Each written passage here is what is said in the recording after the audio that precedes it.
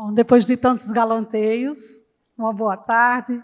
É um prazer estar aqui. Quero agradecer à Undime a oportunidade de, representando o meu estado, Sergipe, né, e a minha Nossa Senhora do Socorro, receber aqui pessoas que têm um compromisso com a educação. Essa mesa redonda tratará de um assunto extremamente importante no contexto, né, atual, que é exatamente as questões relacionadas ao diagnóstico e à recomposição ou recuperação da aprendizagem. Nós sabemos perfeitamente que esse tema ele não é oportuno somente por conta das questões relacionadas à pandemia. Tudo aquilo que nós sofremos durante o período pandêmico, e ainda estamos, né, nesse período, mas no período mais grave de suspensão das atividades presenciais. Nós sabemos perfeitamente que essa é uma situação que nós precisamos, né, para revisitar, para recuperar, não apenas esse momento pandêmico, mas aqueles alunos que ficaram para trás no nosso sistema, né? E eu tenho a certeza que esse não é um problema somente de Nossa Senhora do Socorro ou de Sergipe, esse é um problema em nível nacional. Nós precisamos dar às nossas redes as condições necessárias para não deixar nenhuma criança para trás. Eu, além de educadora e historiadora, eu sou operadora de direitos da criança e do adolescente. Desde a publicação, da promulgação do ECA, eu opero direitos de crianças e adolescentes e sei perfeitamente da importância de garantirmos o direito fundamental de caráter subjetivo disposto na nossa Constituição, no artigo 227, e regulamentado pelo Estatuto da Criança e do Adolescente. O direito à educação é inalienável, é indiscutível. E quando nós não fazemos a educação no nível que permita, não é, a aprendizagem, não é, nós estamos violando o direito daquela criança e daquele adolescente. Então, por isso que é tão significativo esse momento, e eu espero que todos tenham a ótima oportunidade de ouvir aqui pessoas que têm um compromisso com essa temática. Nós vamos ouvir primeiro a professora Kátia Small. Ela é diretora executiva do Instituto Reúna, doutora em Educação pela Faculdade de Educação da Universidade de São Paulo, na área de ensino de ciências e matemática. Possui mestrado em Educação, na área de didática, na mesma instituição. E é ex-secretária de Educação Básica do Ministério da Educação. Então, com vocês, vamos ouvir agora a Kátia.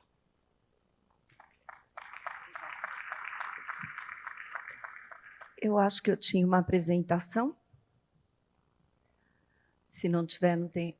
Ah, muito bom. Bom, então, primeiro, boa tarde. Dizer que é uma alegria estar aqui com vocês todos, não só nesta mesa, mas pela importância desse evento. Então, nós vamos conversar um pouco a respeito das coisas que o Instituto Reúna vem pensando em relação à recomposição das aprendizagens, trazendo alguns pontos para reflexão, né? Eu queria dizer que talvez eu coloque algumas perspectivas diferentes daquilo que está sendo pensado, mas acho que isso é bom e importante. Eu não vou trazer os dados a respeito do desastre educacional que esse país vive em relação à pandemia, porque o ministro fez isso, na abertura nós vimos isso tem sido falado em várias pesquisas, né? Mas eu queria trazer a perspectiva da ação, do passo que nós damos depois que o diagnóstico está feito. Porque diagnósticos são ótimos e eles são prognósticos, mas eles não precisam se concretizar. Nós temos condição de fazer nesse país ações muito organizadas para tirar os nossos estudantes dessa situação. E a primeira coisa que eu queria falar é que nós não devemos sonhar com a escola, com uma volta à escola de 2019. Porque a escola de 2019 não era nenhuma maravilha. Ela já tinha muitos problemas. dados de que nossos estudantes não aprendem matemática são uma canção muito incômoda nos nossos ouvidos há muito tempo. Então, vamos falar que nós precisamos aproveitar esse momento de crise para dar um salto nos dados educacionais, mas também para construir uma outra escola. Uma escola que de verdade alfabetiza, uma escola que de verdade ensina os estudantes as coisas que eles precisam saber. Hoje de manhã eu estava ouvindo a mesa sobre educação infantil, coordenada pela secretária Patrícia, né? É um sopro de esperança nós olharmos uma base nacional comum curricular que traz um outro referencial para a construção de uma escola. Então, essa é a primeira mensagem que eu queria dar. Depois, deixa eu pegar o passador aqui. Obrigada. Ver se ele está. Foi. Depois eu queria que nós pensássemos conceitualmente.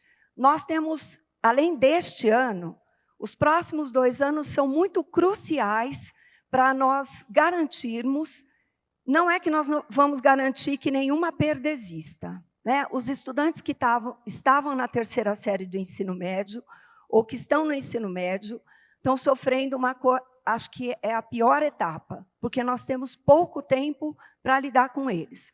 Mas educação infantil, do 1º ao 9º ano, nós temos muitas coisas para fazer. Então, os próximos 2 anos são muito cruciais.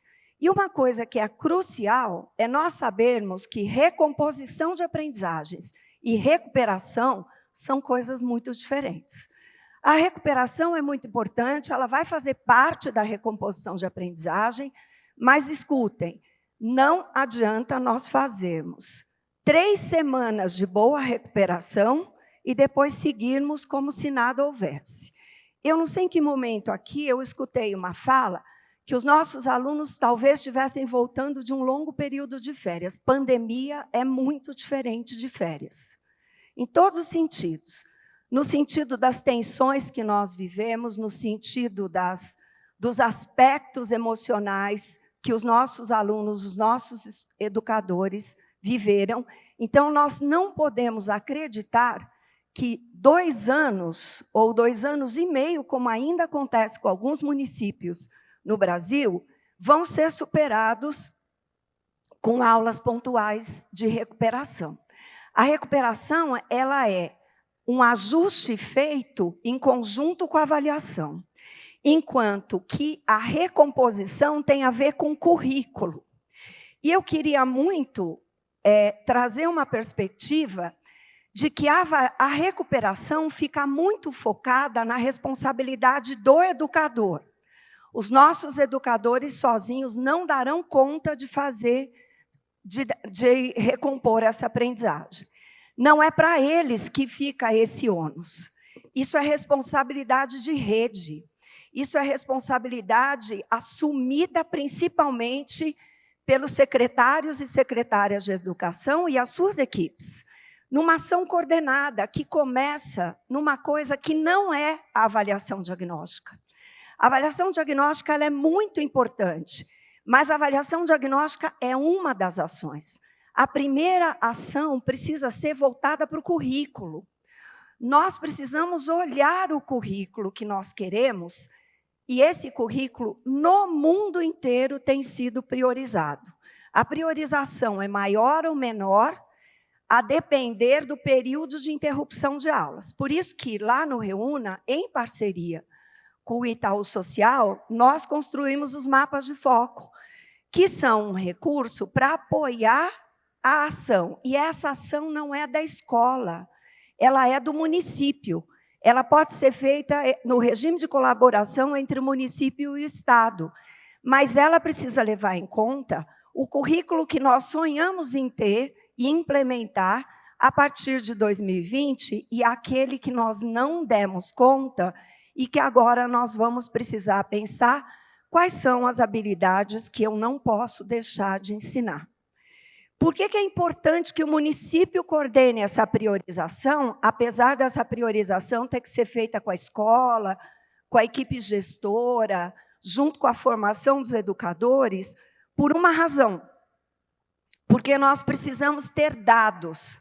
E os dados, se nós ficarmos com cada escola fazendo a sua priorização, nós voltamos para antes da Base Nacional Comum Curricular, onde cada um ia por um caminho e ninguém sabia por que caminho cada um estava indo. Então, é muito importante que os referenciais curriculares sejam a base. E por que eu estou dando tanta centralidade ao currículo? Porque nada se faz sem currículo. Já vou falar um pouquinho disso. Então, essa priorização, ela vai vir junto com muitas outras coisas. Então, ela vem junto com a adaptação do tempo de instrução.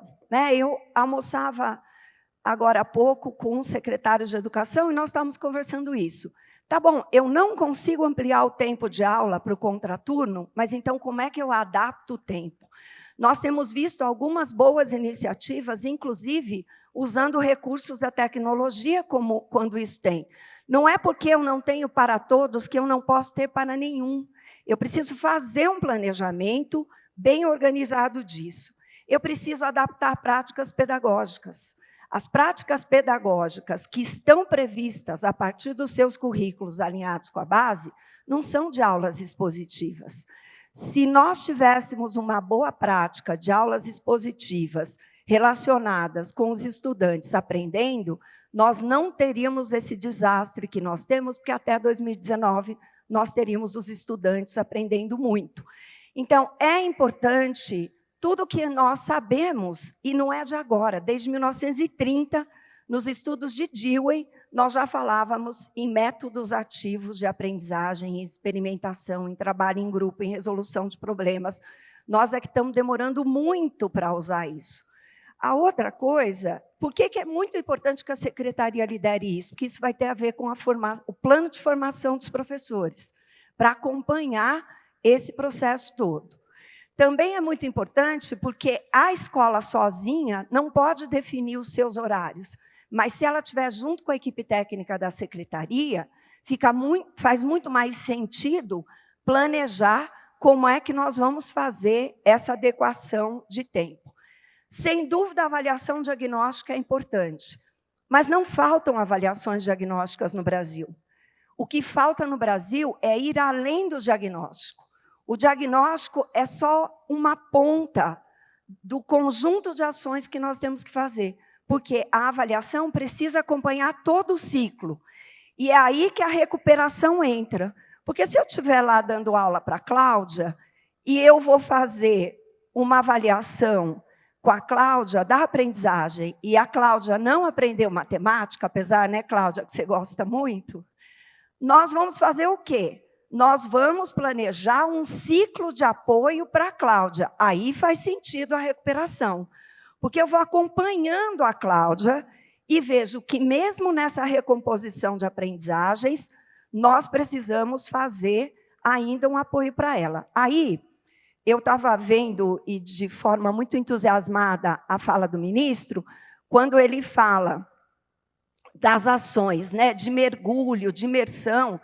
A gente estuda mentes criadoras, e o trabalho todo da Jo Boller em matemática já fala desses mergulhos há bastante tempo, que é você separa os seus alunos que estão com mais dificuldades e durante um dia, uma semana, começo de semestre, começo de bimestre, você faz um mergulho com aquele time de alunos, inclusive juntando alunos que são bons, para que eles possam apoiar, e aí nós avançamos com eles. Mas essa ação isolada, e eu não estou falando que isso foi a fala do ministro, estou dizendo só aqui nesse grupo, essa ação isolada, sem saber para onde vai, não serve para nada. E o que garante que eu saiba para onde eu vou? O currículo, né? Então, uma formação docente específica. Gente, os professores estão com muitas questões. Questões de saúde emocional na escola. A questão da saúde emocional na escola é um grito. E ela está dizendo para a gente alguma coisa. Então, por outro lado, aprender na escola também contribui para a minha saúde mental. Eu quero estar mais nessa escola se eu aprendo nela. E aí, eu tenho o currículo no centro. O currículo nesse país não está implementado. Outro dia, eu estava conversando com um grupo de pessoas que diziam assim, Não quero muito falar de currículo, porque isso já passou. Não passou. Currículo nunca passa, porque o currículo, se ele não sair do documento para chegar lá na sala de aula, ele é um instrumento que não serviu para nada, a não ser para cumprir a tarefa de fazer uma proposta curricular. Porque o currículo prescrito não está implementado, ele precisa ser. E aí, para que essa implementação aconteça, é preciso ter essa visão pedagógica sistêmica, porque o currículo define o que você vai fazer na formação dos seus professores, como é que você vai formar os gestores da sua escola. Estava outro dia conversando com o pessoal do Centro Lema. Todo o foco deles, de formação de gestores, não perde o foco no currículo. Né? Mesmo lá, eu estava hoje ouvindo algumas pessoas falarem dos projetos com o Instituto Gesto. Na hora que eu vou fazer formação, a formação é para ajudar a implementar esse currículo. Ela não é qualquer formação, ela tem um foco. E materiais didáticos, acho ótimo. Vai ter PNLD agora, né? Nós vamos precisar escolher o livro. Tem muito material disponível. Posso entrar no site da Nova Escola, que vou ter lá planos de aula, mas eu não posso escolher isso de qualquer jeito. O que determina essa escolha, essa formação e também a avaliação é o currículo. E, nesse caso, eu quero falar uma coisa para vocês que talvez seja chocante. É o currículo priorizado. Nós não vamos levar 2 currículos ao longo de um ano. A hora que nós priorizamos o currículo, temporariamente, é esse currículo que está valendo. Porque ninguém aguenta, nem vocês, nem os professores, nem as escolas, e principalmente os estudantes, fazerem 2 currículos. O que era e o que é priorizado. Currículo priorizado não é para aulas de recuperação. Currículo priorizado é a escola o ano inteiro. A gente precisa olhar para isso, né? E a outra coisa que eu queria, já para terminar, falar com vocês algumas coisas específicas. Primeiro, primeiros e segundos anos, não precisa fazer priorização de aprendizagem. Gente, toca o barco no currículo que já era. Foco na alfabetização, foco na matemática, foco nas ciências, nas artes, mas toca o barco. Ah, mas eles não tiveram educação infantil. Você está dizendo que a educação infantil não é importante? Não, eu não estou dizendo isso. Eu estou só dizendo que eles podem aprender o que é certo na idade certa, porque esses currículos, para primeiro e segundo ano, são muito possíveis de fazer. Outra coisa, foco terceiro, quarto e quinto. Se nós não olharmos terceiros, quartos e quinto anos, eles vão ser o nosso desastre do 6º ao 9º. Está todo mundo muito preocupado com primeiro e segundo ano, todo mundo muito preocupado com o 6º ao 9º ensino médio, precisamos olhar para terceiro, quarto e quinto. Tem um buraco aí. As avaliações que mostram que os alunos não sabem matemática são as do 5º ano, não são as do 1º. Outro cuidado, não foquem só na alfabetização. O pior problema desse país, a alfabetização é uma coisa muito séria no país. Mas, assim, não pensem que eu esteja puxando, viu, Ângela, a brasa para a minha sardinha, nem para a sua. Mas olhem para a matemática. Porque a matemática só se aprende na escola. Não tem um outro lugar para se aprender. E se eles não aprenderem agora, na escola, durante o ensino fundamental, vai ser muito difícil que eles aprendam em qualquer outro tempo, especialmente nos anos iniciais.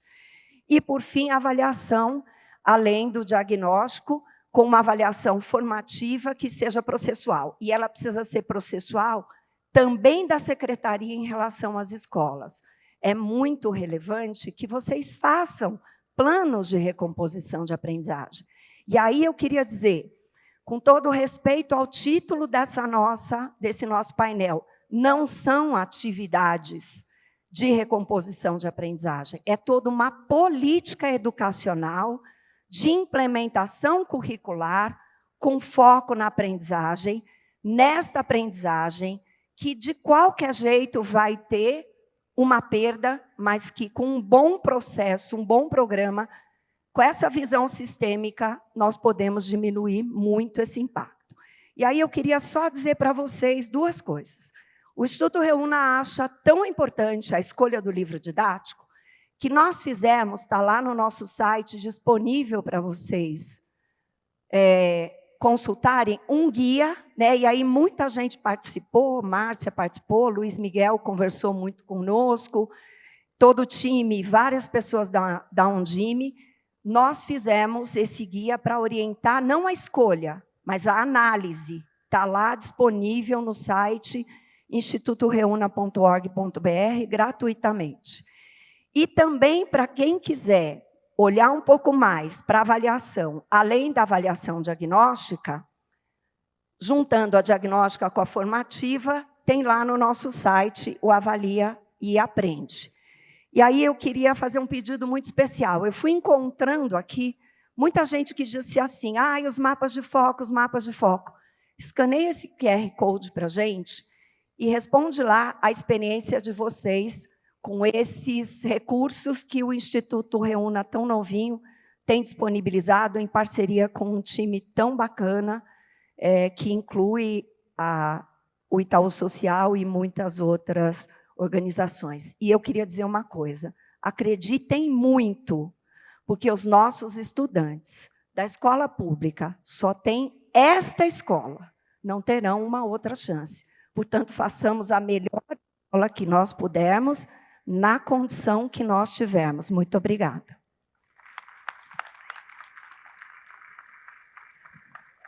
Obrigada, professora Ângela. Quero agradecer em nome da Undime e em meu nome a oportunidade de refletirmos bastante sobre essa questão da recomposição da aprendizagem e da preocupação com o currículo. É muito pertinente. Talvez eu tenha dito na minha rede que esse é um momento de freio de arrumação. Nós tivemos um grande freio de arrumação. A escola que nós fechamos em março de 2019, ela não existe mais.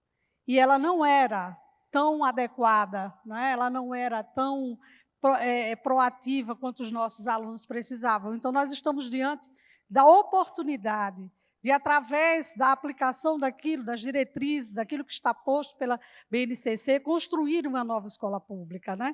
E eu acho muito importante, na sua fala, enfatizar que sozinhos os professores não vão conseguir, né?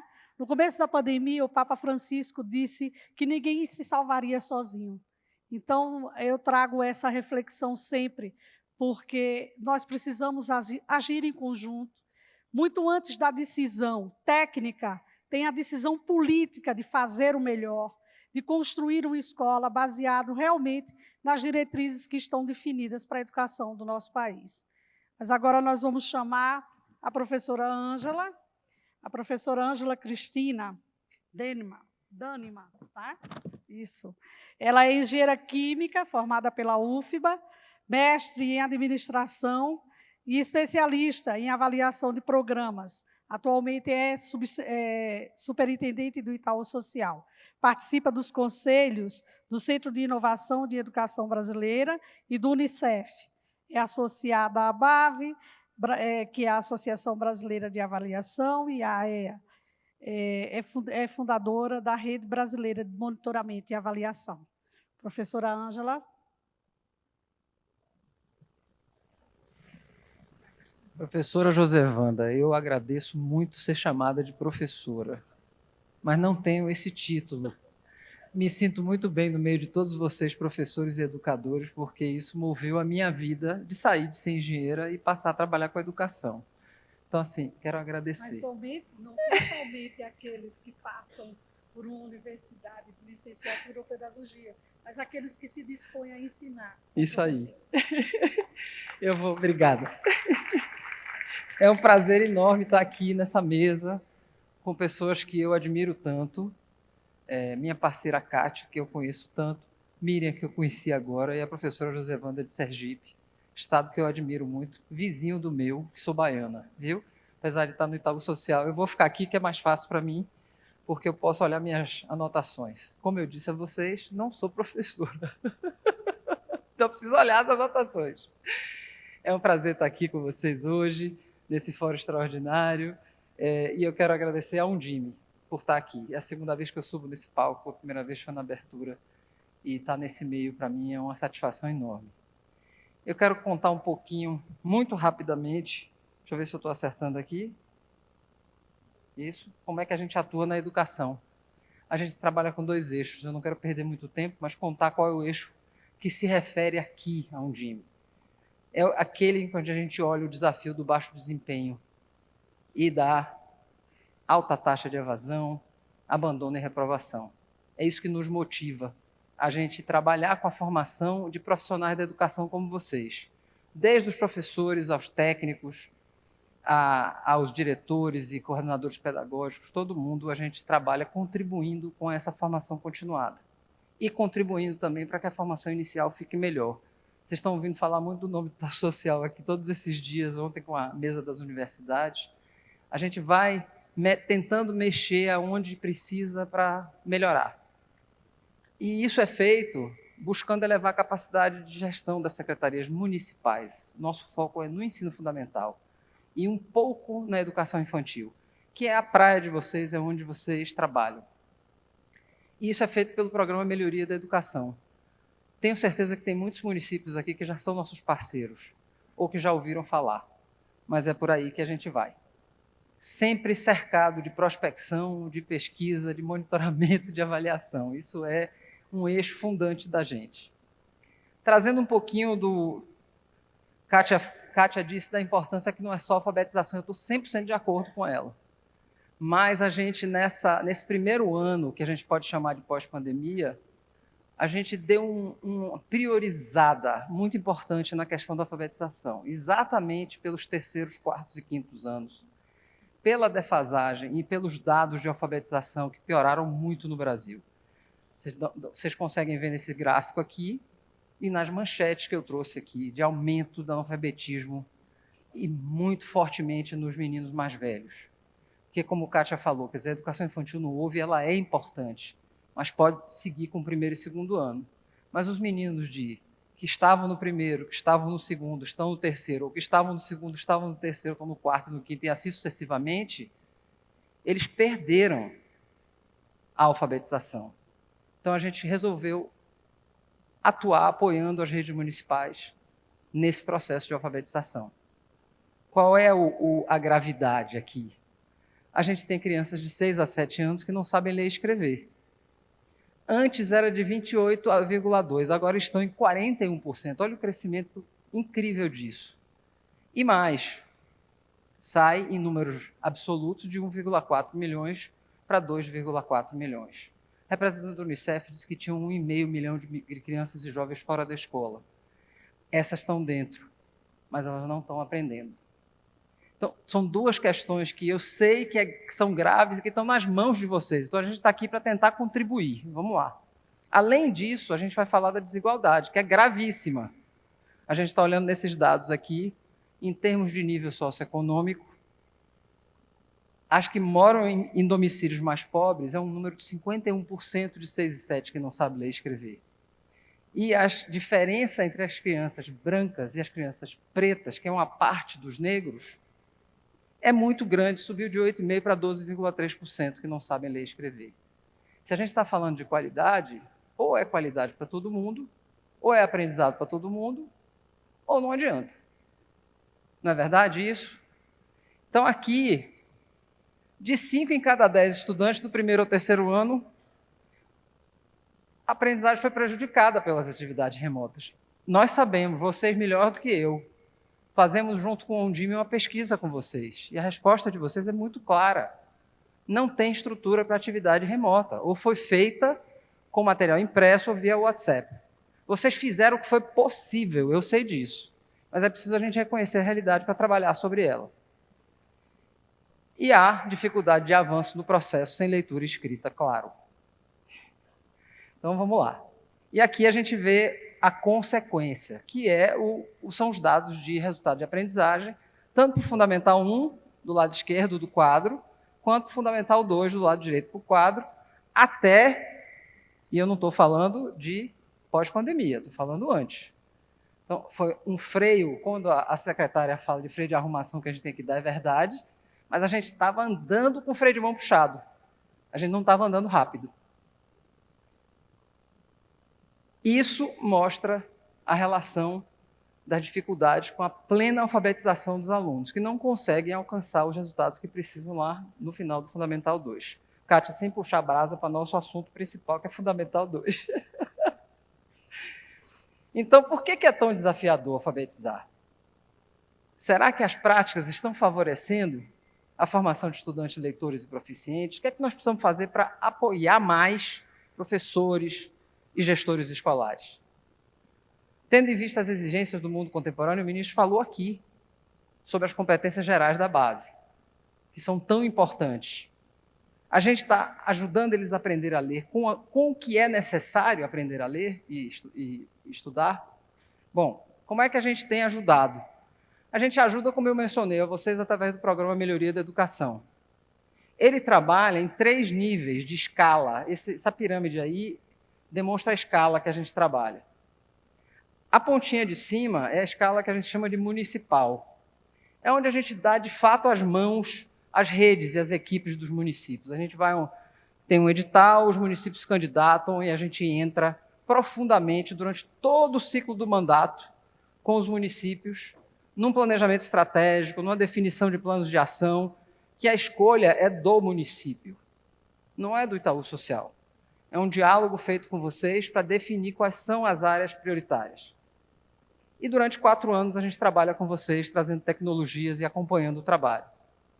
Trazendo parceiros, vários que estão presentes aqui hoje. O Instituto Reúna fez os mapas de foco, trabalha conosco. O SEDAC, que está aqui com a Roberta, e vários outros que trabalham conosco. O segundo nível, aí é um nível pequenininho. A gente tem hoje um trabalho com 7 municípios, não é isso? Pequenininho. Vocês vão dizer assim, puxa vida, Itaú Social desse tamanho só trabalha com 7 municípios? Não. Nessa profundidade com 7. A gente chega no nível intermediário, que é o regional, onde a gente trabalha com regime de colaboração efetivo na prática, entre municípios, o intermunicipal, e entre estados e municípios, que é o regional estado-município. Aí a gente cresce para uma quantidade de municípios que chega a quase 900. Por quê? Porque estados têm uma quantidade de município maior e porque os consórcios e os arranjos de desenvolvimento também têm uma quantidade de município maior. Nesse meio está também a rede intermunicipal de colaboração. Eu acho que tem alguns ADEs presentes aqui. Ontem eu conversei com a ADE do norte do Rio Grande do Sul, não sei se está aqui na plateia. Se tiver, levanta a mão. E nesse nível a gente aprofunda, mas não tanto, né? E depois tem um portfólio que é digital, qualquer município pode acessar no site do Melhoria, e está aqui o digital do Melhoria. Mas, focando em alfabetização e num percurso formativo para todas as equipes de secretaria pós-pandemia, a gente desenvolveu um percurso formativo de recuperação, recomposição. Kátia, eu gosto do seu termo, da sua definição de recomposição, que trabalha sobre currículo. Tudo isso é feito com a parceria do Mapa de Foco com o Instituto Reúna, ou seja, o currículo está aí por trás. Foi bom ter a professora Kátia nos enfatizando a questão do currículo aqui. E esse percurso tem essas etapas. Uma etapa que começa com a busca ativa, e ontem foi dito claramente, a busca ativa não é só buscar e trazer, é buscar, trazer e reter, ajudar a retenção.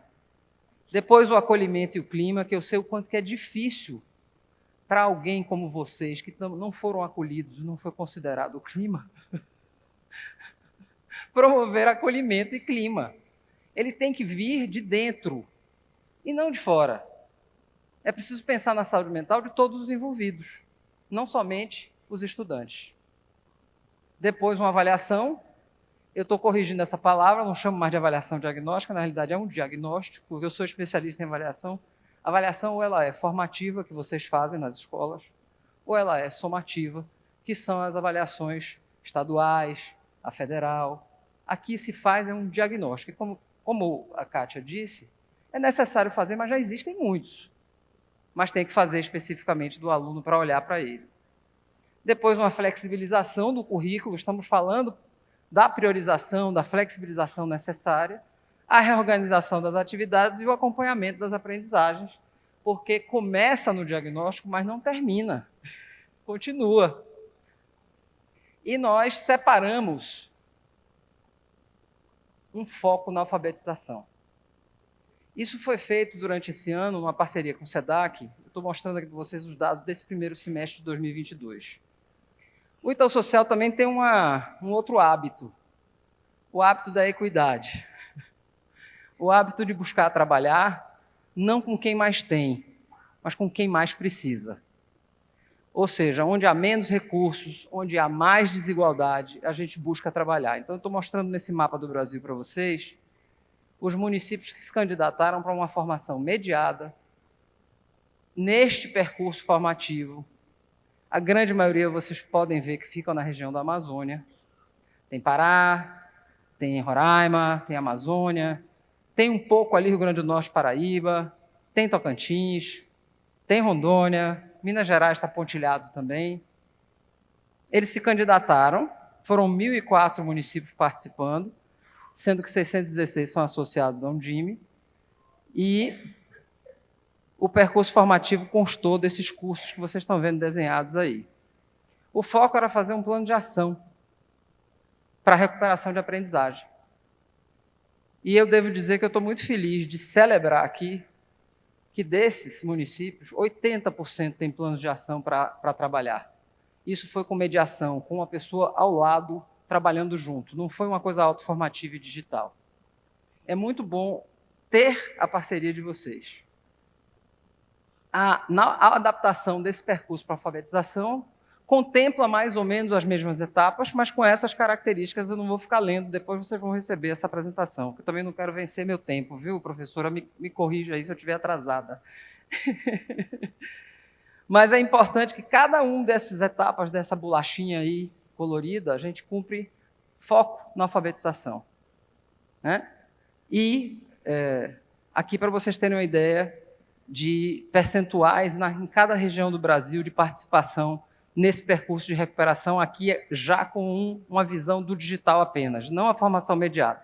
Aqui, para qualquer pessoa que entre no polo.org.br, que é nosso ambiente digital de formação, elas fazem também o percurso de recuperação das aprendizagens, independentemente. Eu sei que isso é mais difícil para quem tem um tempo muito corrido e cheio de muitas atividades, mas quem está na formação mediada sabe a diferença que está fazendo. Mas está disponível também. Eu queria mostrar de forma prática o que é que pode ser feito e qual é o apoio que a gente está dando para os municípios. Isso embaixo tem uma avaliação de satisfação, que é esse NPS aí, para quem não conhece. É uma satisfação diferente, porque ela fala de quem promove o que recebeu de curso, por exemplo. Então, se vocês fizeram um curso, se você é um promotor ou se você é um detrator. E nossa nota está lá, entre que as pessoas estão promovendo o que a gente fez. Tá? A taxa de conclusão é de 33% nos cursos digitais. É uma taxa alta comparada ao que é de ensino à distância no Brasil, que está em torno de 16% a 17%. E é isso. Acessem, saibam mais. Eu quero agradecer.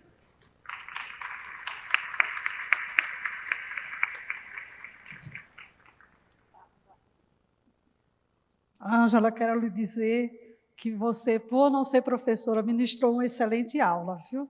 Tenho certeza que o público concorda, certo? Então, se apegue a isso, vamos lá. Gente, é importante, eu queria destacar aqui da fala da Ângela, né?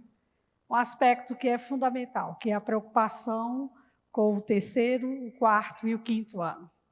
Porque esse grupamento é um grupamento que perdeu aquilo que nós nos preocupamos tanto, que é a fase da alfabetização. Então, trabalhar em cima dessa recomposição, utilizar de forma adequada as diretrizes da BNCC. E tem uma coisa que, Ângela, olha, o Itaú Social me é muito caro. Eu fui avaliadora de projetos do prêmio Itaú Unicef durante 3 anos, então me é muito cara essa relação. A desigualdade, ela só aumenta quando a educação é ineficiente. Então, a nossa responsabilidade perpassa necessariamente pelo compromisso com uma educação pautada naqueles 3 grandes tripés de qualquer coisa que precisa dar certo, que é a eficiência, a eficácia e a efetividade. Se nós não construirmos dentro dessa perspectiva, nós corremos o risco de ampliar as desigualdades. E o Brasil precisa correr contra o tempo, porque nós estamos avançando em números galopantes. Em 2 anos, praticamente dobram as nossas demandas e as nossas necessidades. Quando nós paramos, no dia 17 de março de 2020, em Nossa Senhora do Socorro, Ângela, eu havia feito um diagnóstico assim, meio que empírico, uma coisa sem grande compromisso em 2019, de quantos dos alunos da minha rede, que é uma rede com quase 20 mil alunos, tinham acesso à internet. Um acesso bom, não é aquele celular da família inteira. Apenas 6,7%. Quando nós paramos, eu olhei e falei assim, como é que eu vou fazer? Nós precisamos criar estratégias online e offline, produzir material específico para não deixar nenhum aluno para trás. Porque o nosso compromisso é esse. Nenhuma criança, nenhum adolescente pode ficar para trás. E é para isso que nós estamos aqui, né? Mas agora nós vamos ouvir a professora, né, Miriam Sartori, que é especialista em educação à distância pela UNB, é pedagoga e bacharel em Relações Internacionais, ambas pela Universidade de Brasília, graduanda em Direito, também pela Universidade de Brasília. Foi técnica em Educação no Instituto Brasileiro de Museus, é servidora pública no Tribunal de Justiça do Distrito Federal, desde 2011, do Trabalho, né? Federal do Trabalho. Não? Só do Tribunal. Porque colocaram a mais aqui. Territórios, entendi. Onde trabalhou com programas e iniciativas de prevenção e enfrentamento à violência contra a mulher. Atuou no Ministério da Educação como coordenadora geral do ensino fundamental e exerce o cargo de diretora de políticas e diretrizes de educação básica do MEC. Professora Miriam, obrigada.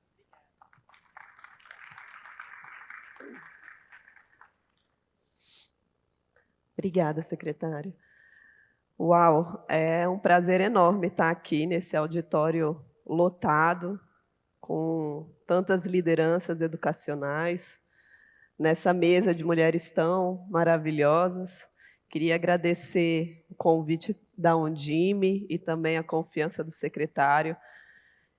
Espero cumprir aqui um pouquinho da minha missão e trazer um pouco mais aprofundado as questões, né, os pontos que o ministro trouxe já na fala dele, né? Deixa eu ver aqui como é que isso funciona aqui. Qual que é o botão? Só eu que não. Para onde? Pronto, tá bom. Eu vou falar um pouquinho da estratégia que o Ministério colocou à disposição de todas as escolas, secretarias de educação, para a recuperação, recomposição das aprendizagens, né? Quando a gente começou a pensar, a nossa pergunta era como enfrentar a desigualdade de aprendizagem no Brasil. Todos vocês já sabem, é uma desigualdade muito grande, não só em termos regionais, mas a desigualdade de aprendizagem ela está também dentro das escolas e dentro das próprias salas de aula, né? Então, a gente tem uma heterogeneidade muito grande de aprendizagem. E a gente queria contribuir com isso, queria trabalhar isso, né? Então, a gente olhou para as iniciativas nacionais, a gente tem ótimas estratégias, iniciativas que já estavam em andamento no Brasil, e a gente olhou para alguns cases internacionais também. A gente passou por uma pandemia muito grande, internacional, né, que intensificou essa heterogeneidade de aprendizagem, mas a gente já tinha situações de crise que comprometiam o currículo e o calendário escolar. Algumas regiões aqui do Brasil passam por isso, as enchentes, né, desabamentos, enfim, questões desse sentido, e outros países já tinham passado por isso, inclusive em situações de guerra. Então, existiam iniciativas internacionais para a recuperação das aprendizagens nessas situações de crise. Então, a gente olhou várias cases internacionais também, e a gente se inspirou em uma estratégia internacional que chama Teaching at the Right Level, para montar uma estratégia para o Brasil, adequada, logicamente, à nossa realidade, que é uma realidade muito específica, porque a gente tem aí um sistema, né, de educação, o Sistema Nacional de Educação, ele é a educação básica é descentralizada no Brasil, então a gente precisava considerar isso. Essa estratégia que eu vou mostrar para vocês, ela está dentro do eixo 3 da Política Nacional para a Recuperação da Aprendizagem, nessa parte de atenção individualizada aos estudantes. Apesar da política ter sido lançada em maio, ela trouxe coordenação e concretude às ações que o Ministério já estavam fazendo desde janeiro, fevereiro de 2021. Tá? Que esse é um exemplo, né? Então, qual que era o nosso objetivo? Apoiar as redes a mapear as dificuldades de aprendizagem, ampliar a capacidade técnica das redes para usar essas medidas no processo pedagógico. Então, como já foi mencionado aqui, era importante que a gente não ficasse só no diagnóstico, mas que o Ministério pudesse apoiar também o uso desses dados nas mediações dos professores, né? Apoiar a rede a planejar suas próprias estratégias. A gente trouxe muita flexibilidade, a gente não queria dar uma receita pronta, a gente queria colocar à disposição ferramentas para que as secretarias pudessem se organizar e ter mais condições de fazer os próprios planejamentos. Ampliar a capacidade técnica da rede para elaborar percursos pedagógicos adequados aos níveis de proficiência dos estudantes, eu vou falar um pouquinho disso mais para frente. Promover discussões, pesquisas e estudos sobre avaliação de aprendizagem na educação básica e trazer reflexões e instrumentos para apoiar a implementação de outras políticas importantes, como o novo Enem e o novo SAEB. Então, como a gente escuta muito falar da plataforma de avaliações diagnósticas e formativas, e ela realmente é muito importante nessa estratégia, mas ela é uma parte de uma metodologia mais ampla que começa com o currículo. Então, a primeira coisa que a gente fez, a gente despendeu um tempo para discutir junto com a Universidade Federal de Juiz de Fora, que é a nossa parceira nas avaliações, quais eram as prioridades e quais eram as melhores estratégias de avaliação para cada uma das etapas. Então, a gente trabalhou uma metodologia de avaliação específica para cada uma das etapas. Vocês vão encontrar na plataforma uma proposta avaliativa para os anos iniciais, uma para os anos finais e uma para o ensino médio, que são diferenciadas, porque os desafios de cada uma dessas etapas também são diferentes. Então, a gente começou estabelecendo quais que eram os parâmetros de avaliação, né? O que a gente queria diagnosticar. E, para isso, a gente teve como referência a BNCC e a escala de proficiência do SAEB, que são as políticas nacionais, a gente não pode se desvincular disso. Hoje, a gente também a gente está aprofundando essa caixinha dos parâmetros de avaliação, um trabalho em parceria com a Universidade Federal do Ceará, fantástico, que é a elaboração dos mapas de progresso, que devem estar disponíveis para as redes até novembro, dezembro, para serem validados durante o ano que vem, discutidos, né, amplamente, mas que trazem justamente o que é esperado, as expectativas de aprendizagem para a língua portuguesa e matemática, no primeiro momento, para cada um dos anos escolares. E como que essas habilidades, essas competências da BNCC, elas se conectam. No segundo momento, então, conhecer o nível de aprendizagem dos estudantes. Então, aí que vem a avaliação. A gente precisa desse parâmetro para saber o que a gente quer diagnosticar, o que a gente quer avaliar.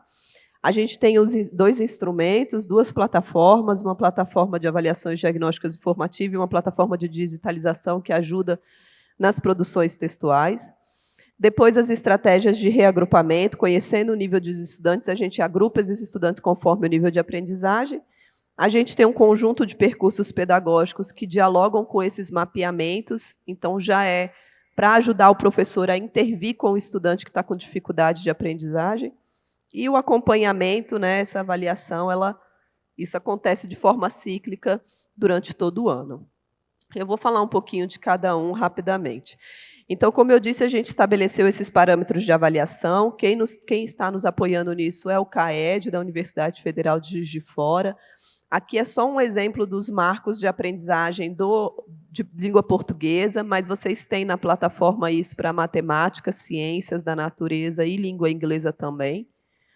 Então, a partir desses marcos de aprendizagem, né, o marco 0 de alfabetização, que os 158 pontos na escala de proficiência, o primeiro marco de desenvolvimento, a expectativa, o que ele significa.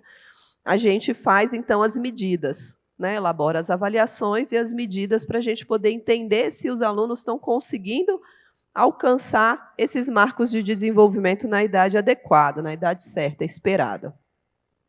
Então, por exemplo, aqui, para as avaliações do ensino dos anos finais, a gente consegue estabelecer, dos estudantes do 6º, 7º, 8º, 9º ano, a plataforma oferece para a escola essa informação de qual é o marco de aprendizagem, o marco de desenvolvimento ali de aprendizagem por exemplo, para o estudante do 6º ano, do 7º ano, nessa escala que eu coloquei aqui anteriormente, né? Então, a gente vê aqui, ó, 158 é o esperado para um estudante do 2º ano. Mas a gente vê aqui, a plataforma ela vai mostrar para a escola que a gente tem estudantes do 6º, 7º, 8º, 9º ano que ainda não alcançaram o marco 0 de alfabetização. Então, a escola tem condições de realizar esses reagrupamentos, de, a partir de uma avaliação diagnóstica com dados, dividir os estudantes conforme o seu nível de aprendizagem e fazer uma intervenção conforme o nível de aprendizagem. Então, a plataforma ela trabalha dessa forma. Essa é uma das devolutivas que a plataforma dá, que permite à escola organizar as suas mediações pedagógicas conforme o nível de aprendizagem dos estudantes. Tá? Então, ali, o primeiro ponto, o primeiro grupo é aqueles estudantes que ainda não alcançaram o marco 0, o segundo, os estudantes que não alcançaram o marco 1, né? O primeiro marco de desenvolvimento, depois os estudantes que ainda estão no segundo marco de desenvolvimento, e a escola, então, pode orientar melhor a sua intervenção. Então, como é que a gente conhece? Né? Por que a gente fala que é avaliação diagnóstica e formativa? Porque nessa plataforma, a escola e a Secretaria de Educação, porque você tem os diferentes níveis, né, os diferentes perfis, vocês que são dirigentes municipais, vocês têm acesso aos dados de todas as escolas da sua rede que estão utilizando a plataforma. Então, a gente tem tanto o ato de avaliar, quanto o ato de tomar decisão a partir da avaliação, né, a parte da gestão, ela está ali dentro da escola, dentro da Secretaria de Educação. Não é uma avaliação externa, não é o Ministério que vai lá e realiza, aplica a avaliação. É de coordenação da rede. Então, é uma ferramenta colocada à disposição para vocês, mas que exige uma coordenação da Secretaria Municipal. Então, é a própria rede que organiza as suas escolas para realizar essas avaliações. A devolutiva é tempestiva, né? Então, diferente das avaliações de larga escala, a gente tem, em 3 dias, o processamento desses resultados, então, você já tem condições de ver a devolutiva e fazer as análises para organizar, né, como que vocês vão trabalhar. Então, não é um uso probatório, né, da avaliação. Ela é formativa porque a gente tem dentro da plataforma, algumas avaliações formativas, que são avaliações de processo, principalmente para os anos iniciais, vocês vão encontrar lá, a partir do 2º ciclo, avaliações formativas que vai dar instrumentos para que as secretarias possam acompanhar os estudantes, o progresso dos estudantes no ano letivo. São 4 ciclos no ano, e a cada ciclo você consegue verificar o desenvolvimento daquele estudante, o quanto ele progrediu naquela escala de proficiência. Agora, a partir do 3º ciclo, vocês já conseguem identificar lá uma funcionalidade que é um acompanhamento longitudinal. Então, para o estudante que fez a primeira e a segunda avaliação, você já consegue olhar tanto individualmente como de forma agregada. Essa é uma das funcionalidades que a gente colocou. Então, considerando isso, que a avaliação, por si só, ela faz muito pouco, né? A avaliação é um ato de investigação. E é para isso que a gente pensa que a plataforma ela tem que trazer informações para que vocês consigam interpretar e consigam, de fato, organizar a intervenção, a mediação pedagógica. Então, a gente tem 3 propostas avaliativas lá. A dos anos iniciais, que é uma diagnóstica e 3 formativas, tem língua portuguesa, tanto itens fechados, produção textual, fluência, matemática, ciências da natureza. Essa proposta avaliativa ela atende os objetivos do programa Tempo de Aprender. A dos anos finais são 4 avaliações diagnósticas, que atende a proposta do programa Brasil na Escola, e além das avaliações para os anos iniciais, tem também língua inglesa. E a do ensino médio, que foi um desafio muito grande elaborar as avaliações para o ensino médio, porque a gente tem 2 currículos agora funcionando no Brasil, né? Então, a gente tem turmas de 2º, 3º ano que ainda estão no currículo antigo, turmas do 1º ano que estão no novo currículo. Então, a gente fez 2 blocos de avaliações. Uma avaliação diagnóstica que avalia o que os estudantes precisariam saber, então, são as competências e habilidades dos anos finais, e um bloco de avaliações das competências específicas da base do novo ensino médio, tá bom? Então, a gente tem lá, a cada ciclo, quase 500 testes, 500 cadernos de testes lá disponíveis para vocês. Essa é a plataforma. Eu não vou falar muito, aqui são as devolutivas.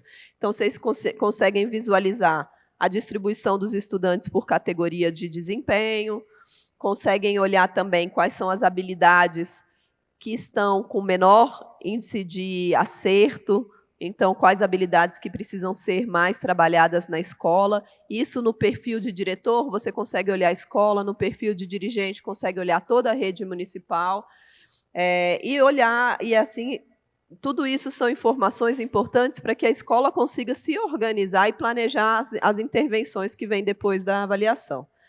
E também tem uma devolutiva para fluência, conforme o perfil de leitor. Tá?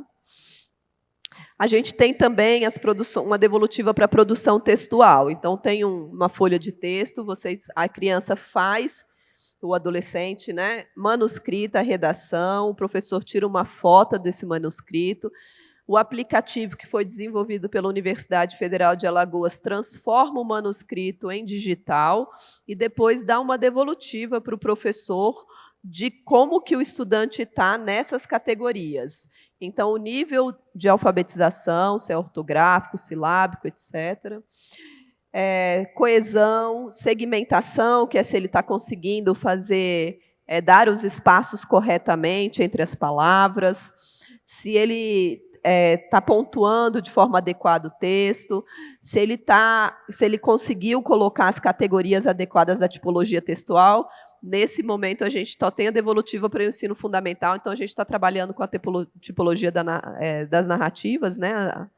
Mas a partir agora do próximo mês, a gente deve ter a devolutiva do ensino médio, e aí vai ser com dissertações, adequação à proposta, então ele coloca tudo isso. Essa devolutiva ela já está disponível no aplicativo e a gente vai evoluir para uma devolutiva mais detalhada, que ajude o professor a entender o que precisa melhorar naquela redação, o que está bom, né? E não só individualmente, mas também de forma agregada para a sua turma. Né? Tudo isso são devolutivas importantes para a gente organizar a mediação pedagógica. Tá? Então, depois que a gente faz esse reagrupamento, coloca os estudantes em grupos conforme os níveis de aprendizagem, a gente vai, então, para as monitorias ou as intervenções. Então, a avaliação ela fez isso. Eu tinha uma turma que estava toda matriculada no mesmo ano, na mesma série. Né?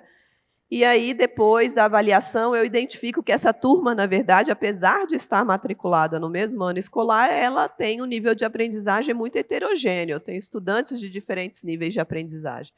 Então, a gente pode fazer esses reagrupamentos interclasses, intraclasses, conforme a escola ou a secretaria identifique. E aí a gente tem esses grupos.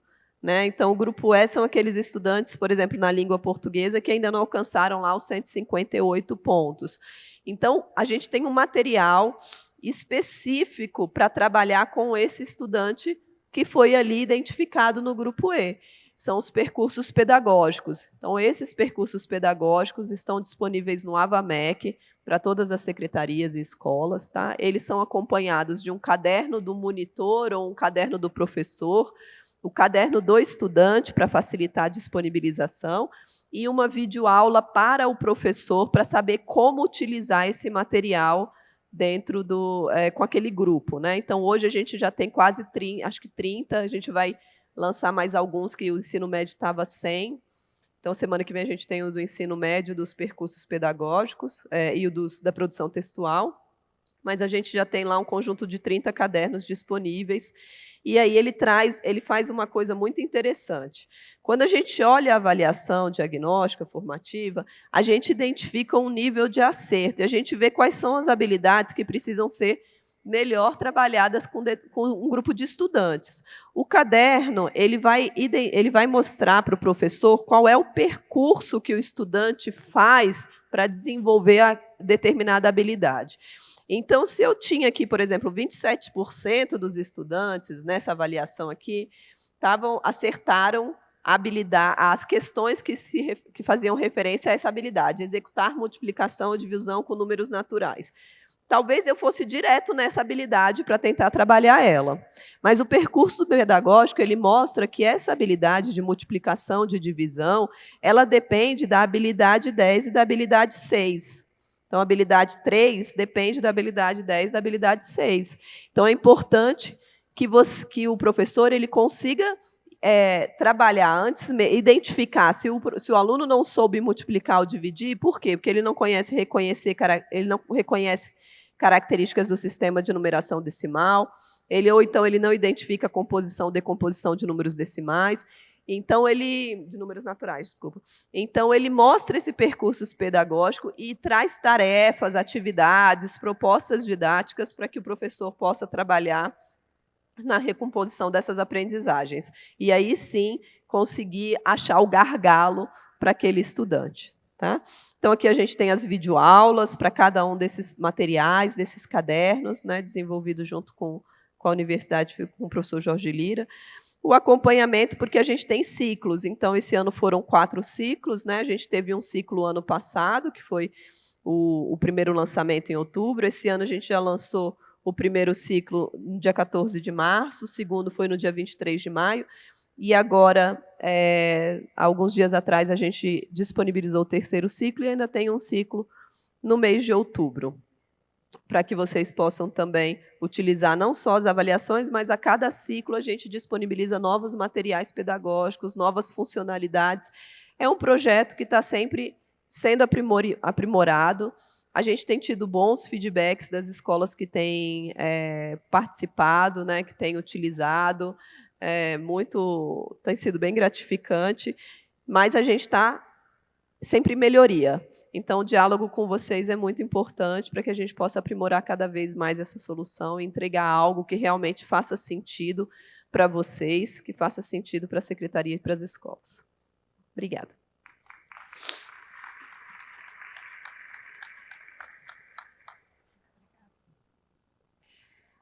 Bom, quero agradecer, em nome da Undime, a presença das meninas, né, que trouxeram essa temática de forma tão proativa e, ao mesmo tempo, extremamente didática.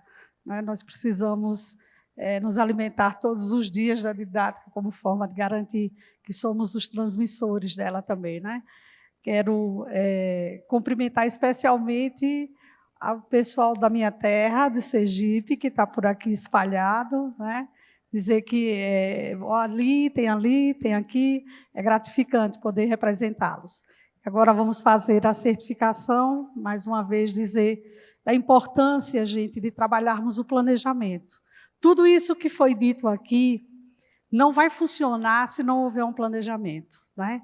É um grande elemento norteador de todo o trabalho, é o grande responsável pelo sucesso, porque o planejamento traz consigo os objetivos, os indicadores, as metas que nós precisamos trabalhar. O planejamento transforma o sonho em realidade. Ele tira, né, do universo, daquilo que nós estamos pensando, para uma propositura de execução, de materialização.